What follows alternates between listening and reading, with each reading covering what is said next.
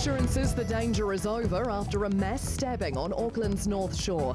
Police say a knife-wielding local man randomly attacked 4 people at Murray's Bay yesterday morning before fleeing to neighbouring Matariki Bay. Bystanders followed and surrounded the offender before bringing him down with metal crutches. North Shore MP Simon Watts says police officers will maintain a high visibility to provide reassurance. My message to the community of the North Shore is to look after each other, follow instructions of police and just keep vigilant out there at the moment. The offender's in hospital under police guard. No charges have yet been laid. Claims benefit dependencies exploded under this government. Newstalk ZB can reveal the number of people staying on benefits for between 3 and 5 years has increased by 92% since 2017. Political reporter Sophie Trigger has more.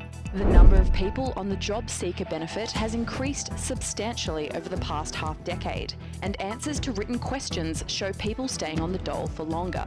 In September 2017, there were 12,000 people who had been on job seeker for between 3 and 5 years. Figures from this year show it's now 23,000. This includes people on sickness benefits.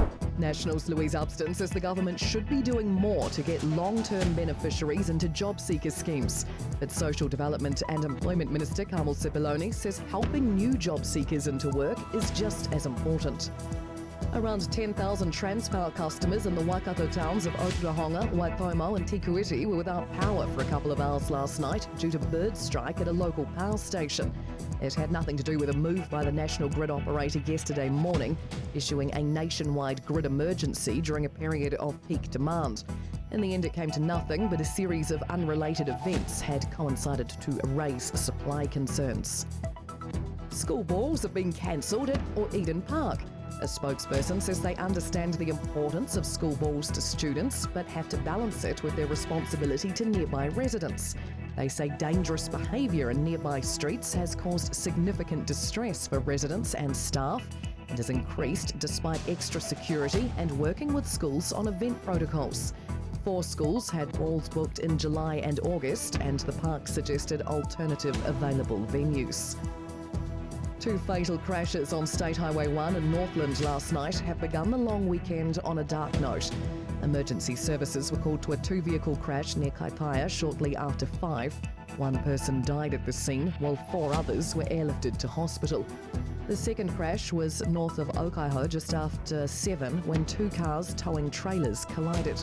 The driver of 1 car was killed, while 2 people in the other car have moderate injuries. And a landmark day for Aotearoa, New Zealand. Matariki is being celebrated for the first time as a public holiday, with events being held around the country.